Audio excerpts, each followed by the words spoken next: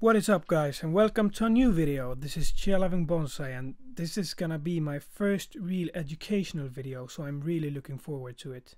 And on a side note here, as you might have heard, I have a new microphone and I'm really happy with it. And I just want to tell you guys that I'm trying to improve this channel day by day, so if you have any suggestions or feedback that can improve this channel, I would be thrilled to hear. Anyway, let's get back to what this video is about, and if you haven't read the title already, it is about how you can improve your Strike of Kings gameplay. So this video is mostly going to focus on improving your solo queue results, and I have picked out 12 important factors that you want to apply to your own gameplay. With that said, let's dive into it. Okay guys, first of all I want to bring up a real game changer, and that is the Abyssal Dragon. He gives 100 gold and a lot of XP to your whole team. He's rather easy to kill, especially when you have some items, and a great way to snowball your game. Unfortunately, he's not reaching his potential in many games, and in some games people just totally ignore him. As you rank up, you will see that the Abyssal Dragon is being fought over more and more. The second thing in this list is the jungle overall. To use the jungle correctly can give you a big lead pretty early on in the game, and that is what I think many people miss out on. Moving on from the jungle, we have our third thing, and this one is pretty basic but still very important. Look at your minimap. This is just something you have to make a habit. This is generally a good trait to have, because this will not only show where your opponents are, but also help you predict what your enemies will do next. And moving on to number 4, and that is constantly check the items and gold of your opponent. You might think that it sounds a little bit silly, but haven't we all experienced that we got easily killed by an opponent only to realize that they have a 2000 gold lead? And our number 5 is the positioning, and of course this had to be in the list since this is such an important part in every MOBA. Your positioning can be the difference if you win or lose a team fight.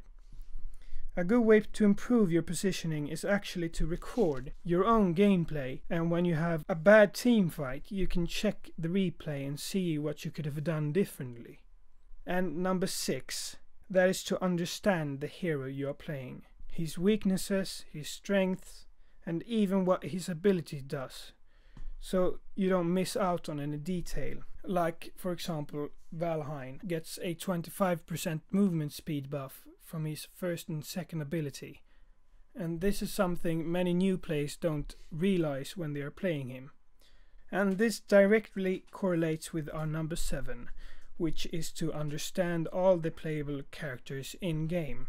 And I would strongly recommend playing all the characters in-game, so you would easier understand how they work and you'll better know how to counter them. I know it might not be possible for you to try out every hero, but whenever you have the chance, you should take it. And now guys, we're up at our 8th thing, and that is essentially winning your lane. And the impact it makes on the game is actually more than you think, especially since this MOBA is very snowball oriented.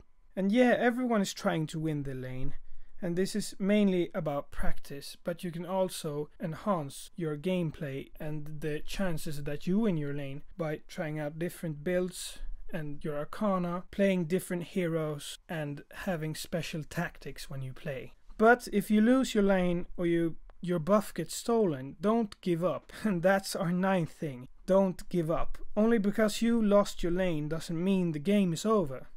I've seen many people who in the lane phase goes 0-3 and go AFK. It does not ruin the game for only the people who went AFK, but their whole team as well. And you would rather have the chance to win a game than 100% lose it, right? Okay guys, we're already in the 10th thing in this list, and in a solo queue, that is to never rely on anyone else. And I guess you all have played games when you have an opportunity but no one else follows up and you end up dead. So what you want to make sure is before you engage something, even if your teammate doesn't follow you up, you will end up victorious, or at least not dead. And this reason is why solo queue is pretty hard thing to do when you're playing tank. And our number 11 can be interpreted almost the same as number 10. And your play is not always the right play. As I ranked up my Smurf, a lot of times I saw a good opportunity to take the Abyssal Dragon, but very few times they listened. Most of the time they didn't even react. They just went off taking some buff. Even if I started attacking it, they just went by. So ultimately, taking the Abyssal Dragon is no longer a good decision. And another common thing you see is when your team is grouping up, but some guy is still off farming in top lane, you know he's going to get picked off by the other team. So instead of starting a team fight in a 4v5 situation or letting your teammate get killed, play around him instead. And this is what I mean with your play isn't always the right one. In this case, you know that a team fight is the right play, but since your teammate is gone in Hoo-Ha Island, you just have to let that idea go.